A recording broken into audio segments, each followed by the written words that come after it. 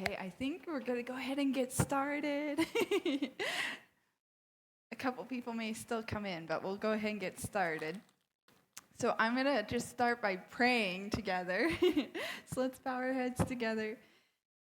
Dear Heavenly Father, I just thank you so much for this time together and just for the health that you give us and the bodies that you give us, and that you just continue to prepare us and grow us as we learn how to take care of those around us and to love those around us well. In Jesus' name, amen.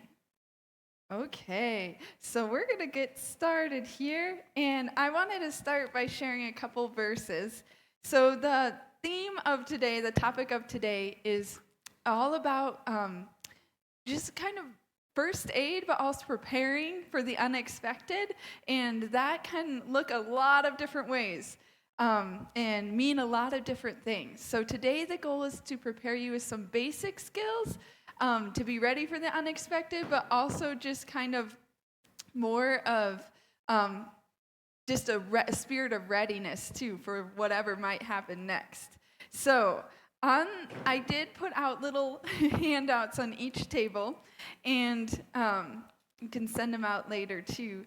But basically, on the first part, I put 3 P's. And the first P was prayer, the second to put on peace, and the third for practical preparation. So with prayer, so why I put these 3 P's is just kind of how you should approach any situation, really, is first with on your knees in prayer. Because you never know what's going to happen. You never know where you'll be. And each day, you want to commit that day and whatever the unexpected to the Lord. And before I go to the next one, to put on peace, I'm going to read a couple verses. So in Proverbs 3, 5, and 6, this is one of my favorite verses. It's like my life verse, I feel like. I think the whole Bible is my life verse. But this one in particular, the Lord has used in a lot of ways in my life. And it is... It's Proverbs 3, 5, and 6, and it says, "Trust in the Lord with all your heart, and lean not on your own understanding. In all your ways acknowledge him, and he will direct your paths," or make your path straight, depending on which translation you use. And this verse just really, it calls us to trust, no matter what's going to happen, because in life there's so many unexpected things that we don't know what will happen. The next verse that I put on the paper is Proverbs 21, 5. And it says, "Good planning and hard work lead to prosperity, but hasty shortcuts lead to poverty." This verse speaks to being prepared, but also in the next verse that I included, Proverbs 16:9, it says, "We can make our plans, but the Lord determines our steps." So these 2 verses are from different parts in Proverbs, but both of them speak to like the importance of preparation, but also the importance of surrendering the plan to the Lord, because we can make a lot of plans and we can be the most prepared person in the world, but yet be met with something we have no idea what to do in.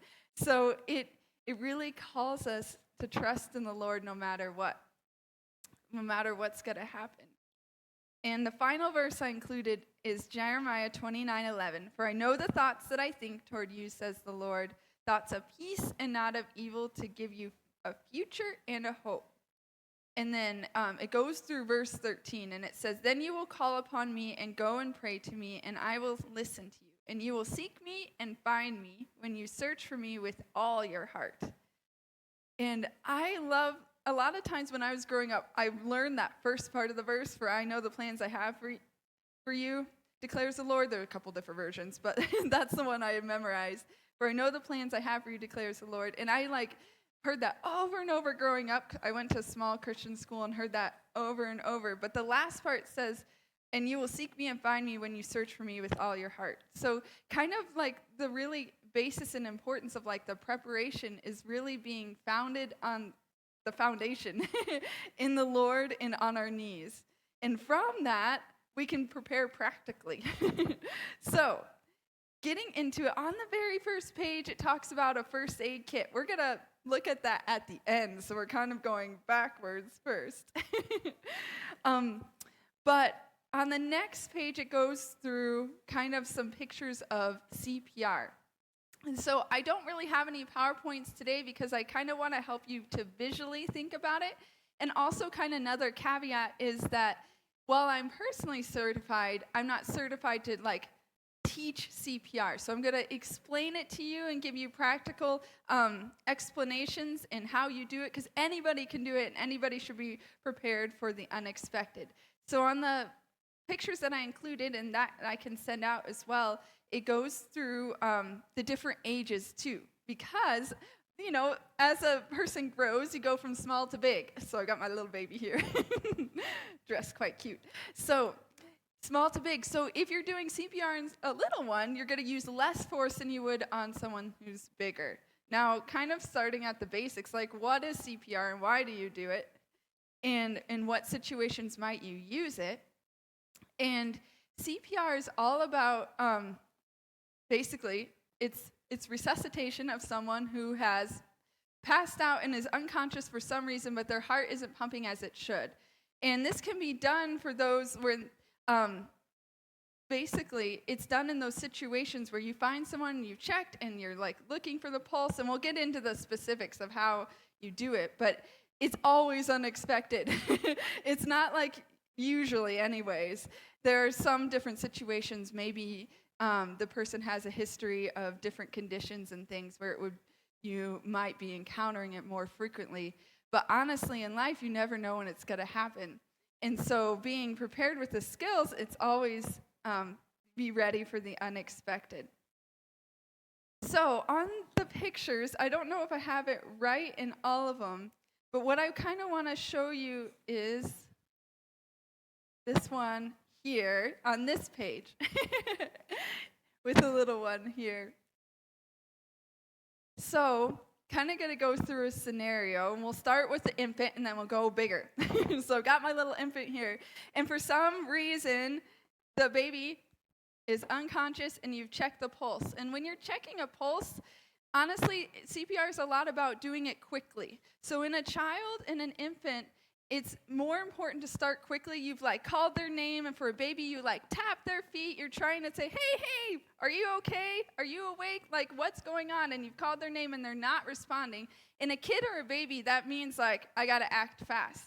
Now, when you're checking the pulse, on someone who's smaller, often the better place is called the brachial pulse. So it's their arm. It's they're doing their strong arms, and it's right here, kind of like they're doing their muscle. You would check it over here. And when you're checking, you're going to put 2 fingers there. Now, you're checking it for 5 seconds or less. And if you're not feeling any pulse, then you're going to go ahead and start CPR. At the same time, you're looking to make sure that the scene is safe, anything that could be obstructing or causing harm to the baby, or maybe why the infant is this, it's happening in this way. So you're going to move anything and make sure that nothing's on top of them. And then for the baby, it's very similar with older too, but you're going to use 2 fingers. So we've got infant less than 1 year, you're going to use 2 fingers. Now when you start to get bigger, then you use more. So if you think of the chest, right, you've got something called the sternum, and then on the very bottom of the sternum, you've got the xiphoid process.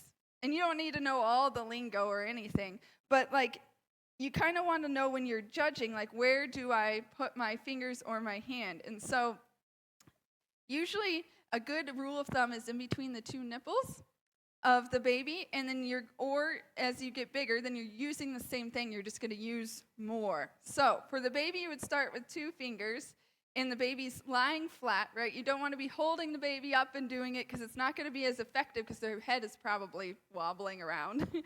And that's not good, as it causes more issues. So the baby would be lying flat, and then you would use 2 fingers, and you would start to compress. Now, you're probably stronger than you think, especially in a scary situation. Your adrenaline's running.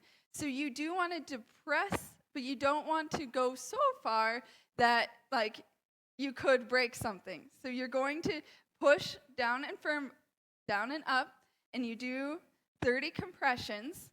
And you're going to go basically like you're counting, and there's different tips and tricks that I will also put on the sheet too so you can see. But basically you're going to count, and you're going to go for a rate from about 100 to 120. So you'll be 1, 2, 3, 4, 5. And then you get up and to a certain amount.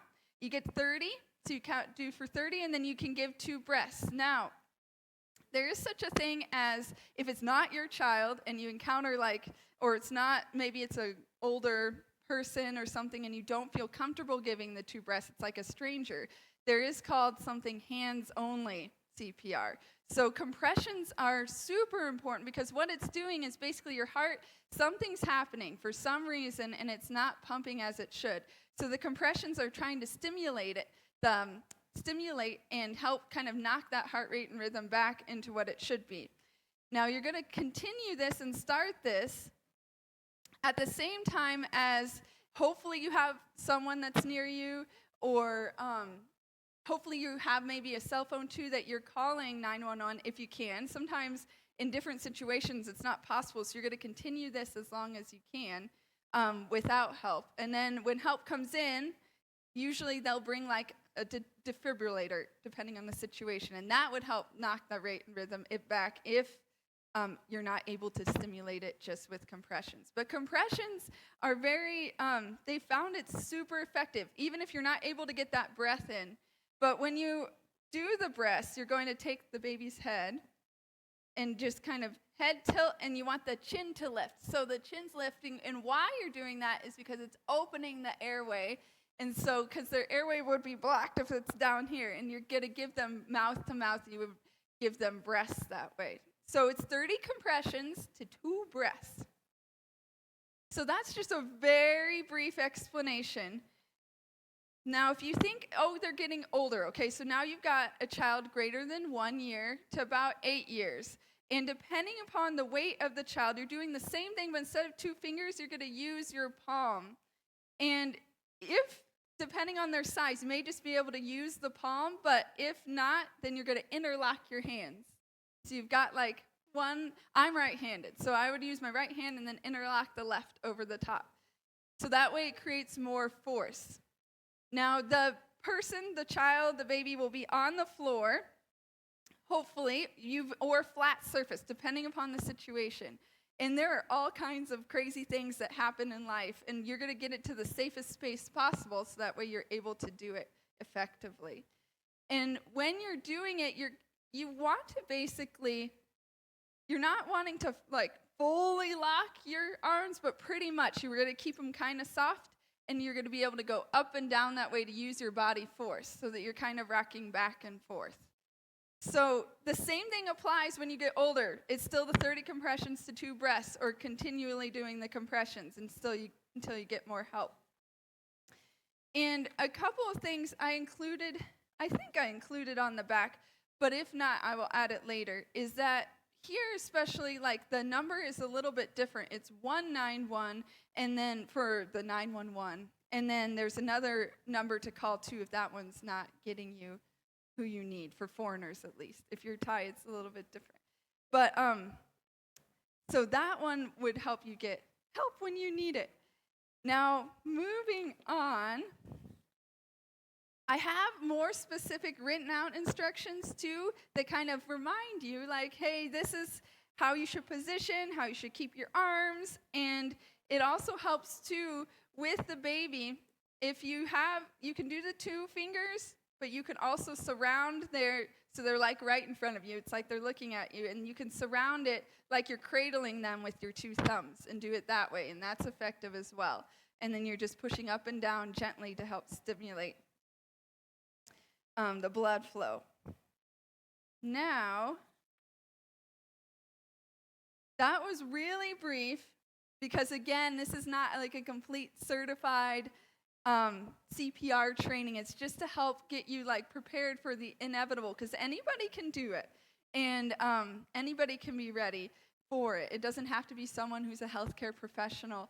And honestly, it's not going to hurt anyone if you're doing compressions on them, because anything to help will help. And sometimes when you're in the force of the situation, something happens, because especially in adults, I've had many stories and heard of many situations where a rib is broken in the situation because they're pushing so violently, but you want to save the person's life, and it can work. Now, one thing too, so kind of starting off with the emergency situations. So we talked about CPR.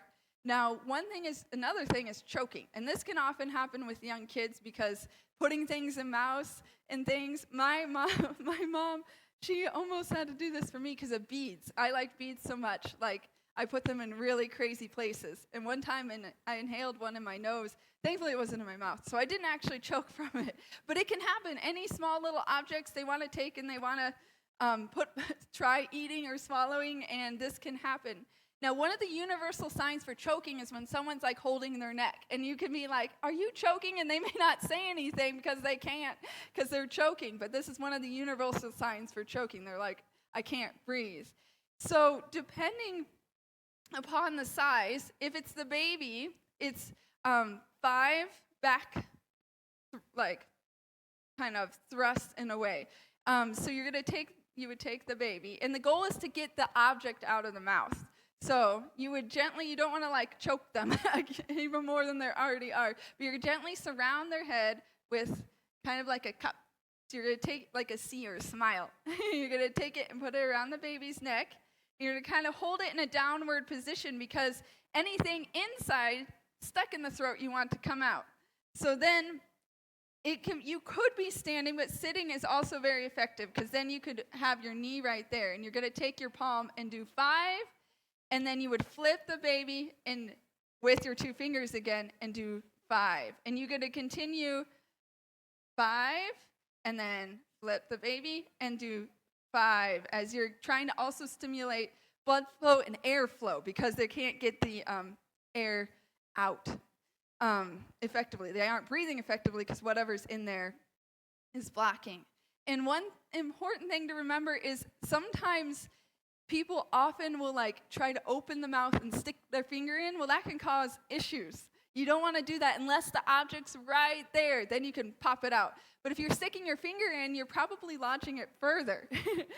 Now, as the child gets bigger, then comes the part where you can do the same thing as giving them the 5 back slaps, but then you're going to actually surround them. So it's like you're giving them a big hug, interlocking your fists again, and you're going to kind of go underneath by the belly button, and the person can be small or big. You do the same thing, and you're going to kind of go in. You're just pushing in and up, and you're trying to help stimulate whatever's caught in the respiratory tract to come out. And now, when I've done it a couple times, but one of the times I did it, the lady I did it with she was bigger. And so and I'm not super big, so I actually had to use a table.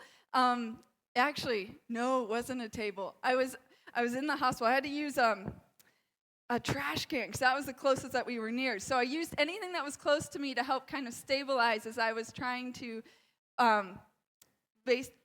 do the thrust. So it's the 5 back slaps and 5 thrusts, depending upon whether it's big or small. So again, if it's a baby, you're going to just kind of take it and do the back slaps this way. And as the child gets older, they're probably either standing or sitting. You can do the 5 back slaps and then the 5 thrusts. Now, often it's easier if they're standing to do the thrust, but if they're sitting and they slumped over, then you just do it while they're in the chair. So that's the second, emergency situation. The third one we're going to talk about actually is kind of involved. We're going to wait on it because it's in here too. So we are now kind of to the basic medicine guideline page. So we've kind of talked about a few emergency situations. And again, it's being prepared for the unexpected. And as a mom, you guys wear so many hats, more than I do, for sure. And sometimes when you're putting on these different hats, you don't know what's going to happen next. And especially being in a different country, things look different and feel different and just may be different. So the way you approach it may be more creative than if you were in somewhere else. So for example, when I lived in America, there were different things that I was ready for, knew what it looked like, and knew what a particular rash looked like and how I would treat it. Whereas here, it might look a little different because of the tropical weather, and it's just a different culture, and maybe our skin reacts differently in different places. And so different things may look slightly different. So you may need to use different, just more creativity when you're doing it, and that's okay. That's why it kind of gets back to the importance of prayer. Because ultimately, God is the ultimate healer. And when we have all the questions that we don't know the answers to, He does, and He helps give wisdom and insight for the unknown. And another thing I will say, too, is that, like, we live in a fallen world, and so there are spiritual aspects to health and illness, too. And so sometimes with illness, there can be a spiritual warfare going on. Definitely, there's always spiritual warfare going on. But that's why prayer is so important, because there can be different aspects unexplainable for what's going on as well. Well, explainable with the Lord, that's for sure. So I included a few things about medicines on here because sometimes it gets a little confusing of what to use and when to use it. And sometimes, honestly, there may need to be no medicines, but here, the names are different too. So starting off with, like, if a child has any pain or fever, oftentimes with the pain, you try to remove whatever may be causing them the pain. And sometimes you're like, I don't know what's causing them the pain, so you're just trying to do your best. But with kids, often distraction works very well. So when you come to someone who has pain, you start with the basics, right? You start with, what is causing them to have pain? Can I remove that reason why they're having pain? And with a kid, sometimes distraction works. Let's go play with teddy bears or something. Let's do something else to try to remove that. And if they're too young to, like, explain why they're in pain, because babies can feel pain too. They just express it differently. And so you try to figure out why, and then you go based on that. Now, if you get to the point that you need medicine, because medicine isn't always the first thing you go to. First, prayer, then what's causing the issue? You remove that issue, and if you still need to give them something, for kids, often if it's fever or pain, and they are greater, let's see, I wanted to get this up on the right one, but if they're greater than 6 months, then you can do, like, ibuprofen, which is also known as Motrin. And I wanted to, like, specify, like, the ages too, because if they're less than 6 months, you don't want to use the ibuprofen because of it affects developmentally and different things. There's something called Reye syndrome, and then and it also affects the liver in a bad way too. So ibuprofen is not the first go-to with that. So if Tylenol is the other alternative for less than 6 months. Now, again, you don't use medication for the first avenue usually, but if they need it, then that's what you would use. So I included some charts, and they're a little small, so I've got them bigger, and I'll send it out so it's bigger too. But the charts help with the dosing too. And kids' medications usually dose better with weight than with age, because kids are different weights. Even if we're all the same age, you can have one kid that's a certain amount of kilo and then another kid that's another amount of kilo. And so you want to give the medicine based on their weight, because that affects how it's absorbed and used in their body. So if you are treating them all the same age, then you could be giving them too much. So you want to go based off of weight. Now, I brought paracetamol here because I also wanted to explain, too, the names are different here of the drugs. Sometimes you'll find it, and it looks different, and they'll have different names when you're looking for it. So for the paracetamol, it's the same as Tylenol. It's acetaminophen. It's the same thing. So, and with ibuprofen, it goes under different names here, too. There's Geofen, there's Buprofen, and then there's a couple of them like that, too, but they're all the same drug. So whenever, like, you're looking for it, I always look for, like, acetaminophen, because it's always written in there somewhere. And the pharmacist is always super helpful, too. They always have the greatest answers to all the questions. So I have on here the guidelines for ibuprofen and then Tylenol, but then also I included Benadryl, too, because Benadryl is one of those ones that those three drugs are probably the most frequently used for kids, especially with Benadryl. It's more for, like, if they're, like, different allergic reactions, or sometimes it can be used for different sensitivities or allergies. And again, medication is not the first line. It is helpful. The Lord gave us medicine, and it's amazing, but it's not the save-all. So Benadryl is on here too. Now, if you're in different situations, what I liked on this chart too is that it shows that sometimes you don't always have the liquid, and you can be creative. So it also explains if you don't have the liquid, but you have either a chewable tablet, which is kid-wise, or you just have the adult-size pill, it tells you what to do with it. So if you have the adult-size pill, oftentimes you could cut it in half, and even all three of these medications are totally fine to be crushed. So it's like a little-known fact sometimes that they can be crushed and they can be mixed in things. The reason why I know this is I worked with a lot of older people. We had to hide the medication in all kinds of craziest things, like puddings and coffee and orange juice. And so I looked into each of the medications to make sure, like, can I dissolve each of these? Can I crush each of these? And these three are definitely fine to do so.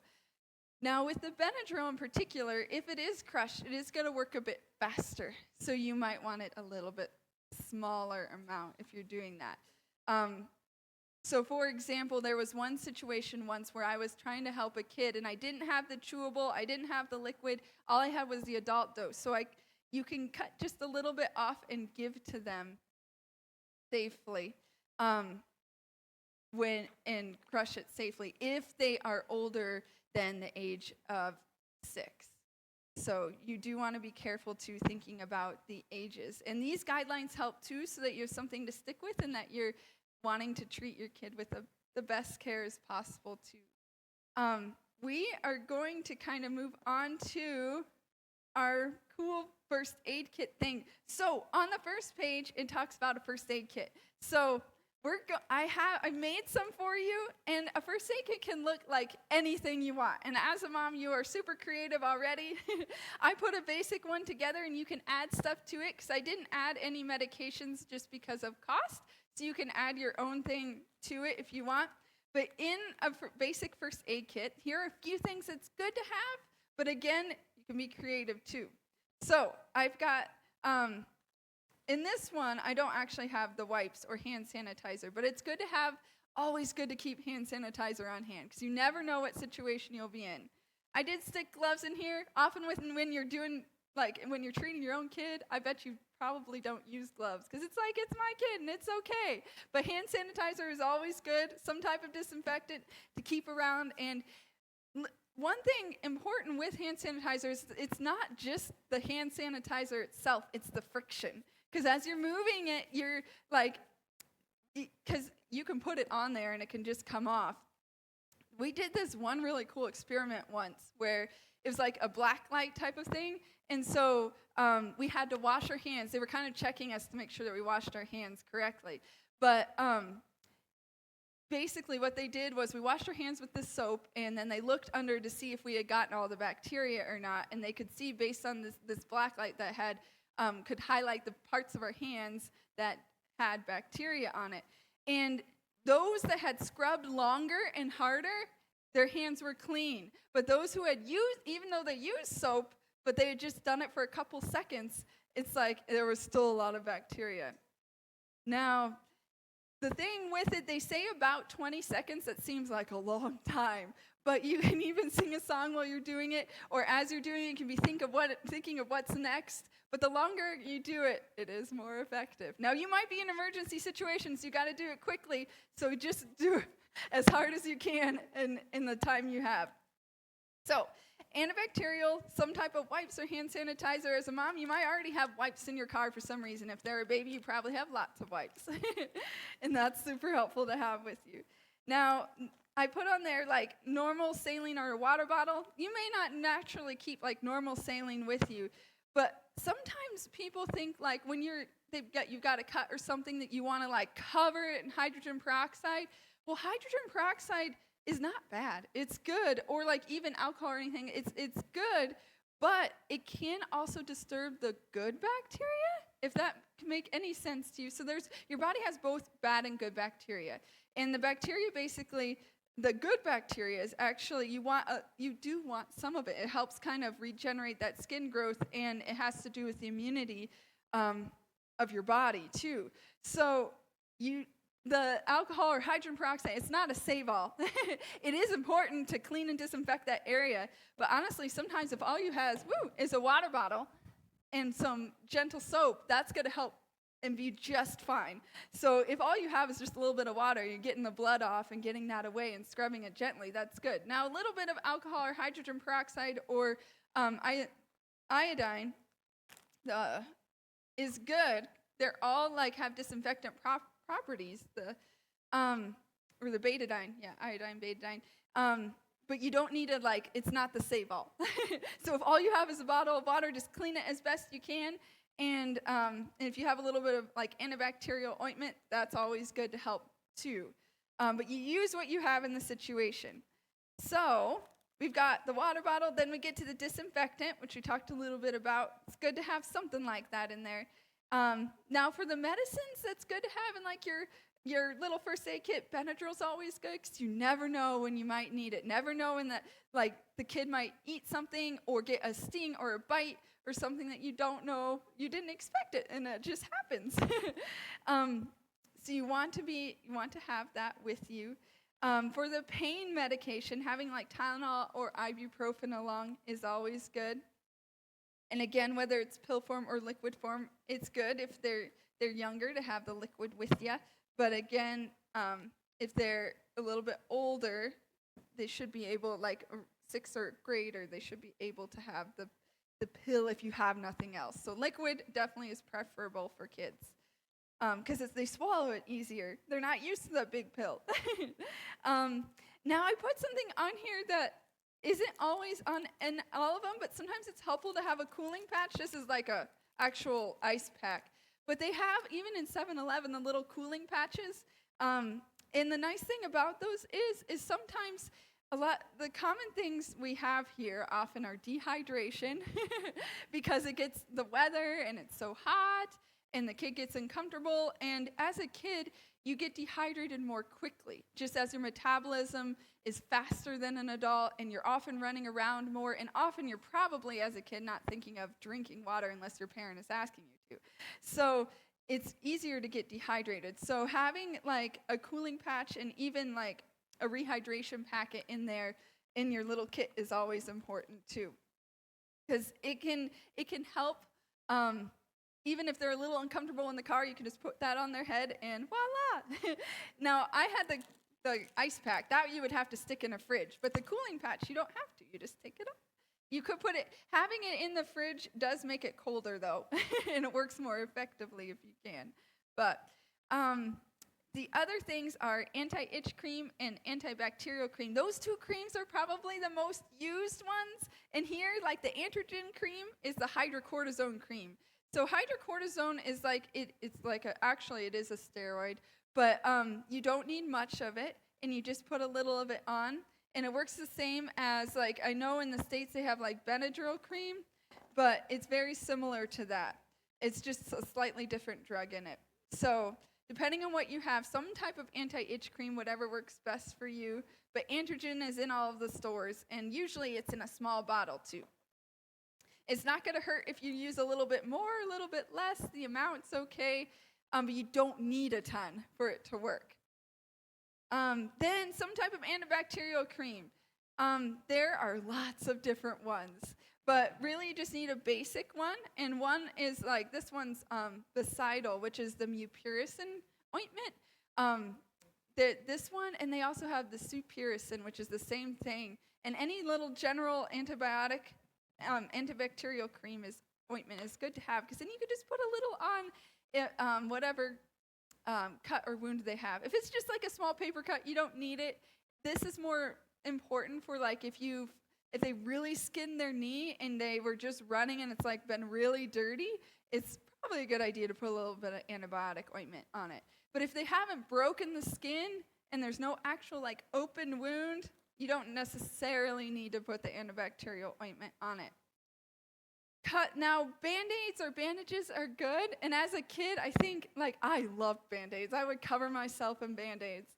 Now, it's great during the day because they are running around and they're getting dirty again, so it's good to cover the wound. But at night, if possible, I know sometimes, like, depending on the person, they might be wiggly sleepers, but it's good to keep it open to air because honestly, for the wound to be able to breathe is super important because that's part of the healing process of the wound. So keeping the wound open to air is actually important.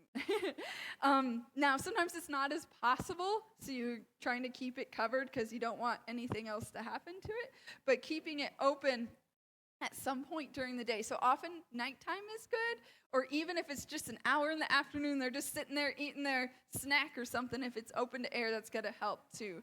Because what tends to happen is if it's covered all the time, is they're starting to sweat, they're getting into more dirt or other fun things, Play-Doh, who knows what's getting under there too. So then that Band-Aid can actually trap some of that stuff too, and it can cause an infection underneath. Now, kids heal quickly.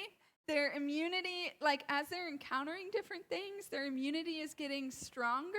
So sometimes it depends on the child, but they may get a little sicker more at the beginning as their immunity is growing and they're encountering these different things. But sometimes people look at sickness with fear or being scared about it, but it actually helps with a kid encountering these different things. It's actually going to grow their immunity. Instead of approaching it with fear, you can approach it with trust in the Lord. It's like he knows, and some of these things are super scary, and you may not always have the answers, but he does. So on the last part, I put Mom's extra superhero surprises. So it's any extra things you want to stick in your kit. Because again, it can look individual. I put some fun little candies in here to be like distraction, because sometimes they just need something to suck on. And that's for older kids, definitely. I did put like a little ace bandage in here. Often broken bones are very common, or sprains or whatever. So sometimes having different things that help splint different things can be helpful too. So having tweezers or rehydration packets or tissues, different things that you might encounter, because each kid's different, and so you might have something totally crazy happen, and so you might want to stick something else in your kit, and you might want something bigger than a plastic bag. So you just never know what you might encounter. But what we're going to do next is, on the table over there, is I've got the little packets I made for you, but then we're going to actually kind of make some kits together, so that way we can kind of see what, and maybe you're like old hat at this, and that's totally great. Then we can just have fun time fellowshipping together. But that you can see, like, maybe some of these things that you aren't as familiar with, like, what do they look like here? Because for me, like, the medications here look so different, but they're the same thing. It just have a different name. Like even Benadryl is like one of the other names they have here is dibenadryl instead of just Benadryl. So when I was looking for Benadryl, I couldn't find it because I was looking for what I thought would look like. But in closing, before we make our kits, is just a reminder that we want to always start with prayer, to be on our knees and surrender, because often the kid will respond to how you're responding. So if you're responding to the situation with like anxiety and worry, you want to really make sure you're on your knees with the Lord before you're approaching with them, because they're going to respond the same way. They might start screaming or howling, not just because it hurts, but maybe because of your response too, or just because it's like I think it's the body. Sometimes this response is just your personal response is to be fear or pain too, even if it doesn't. It's like you're making it bigger than it really is. So again, just putting that trust and faith in the Lord, putting on the peace, because as you're approaching the situation with peace, they will too. And if you are like totally freaked out about blood, if it makes you really scared, and you just have to give that to the Lord and pray that he can help you with it, or find someone else if your spouse or someone that can do that part. But sometimes you're put in that situation, and there are different ways that you can do it and approach it with having the blank face towards your kid. But one thing that I found, now I don't mind blood, but some of my coworkers struggled with it, but you can kind of hide your expression by even just covering it up. So if you're like, you have someone that's bleeding a lot, you can kind of cover it up while you're gathering your stuff, and you learn to be very creative with one hand. So finally, the practical preparations that we talked about some emergency situations, and we talked about just some basic things that you can do and the ways you can approach it. But I'm going to go ahead and close in prayer before we make our kits together and just fellowship with snacks and stuff. So let's just pray together. Dear Jesus, I just thank you so much for how big and how great you are, and that you are the all-knowing God, and you have everyone and every situation in your hand, and we just submit that to you, and we just ask for strength and in the unknown, and that we would just trust you walking forward. In Jesus' name, amen. All right, we can come over to the table.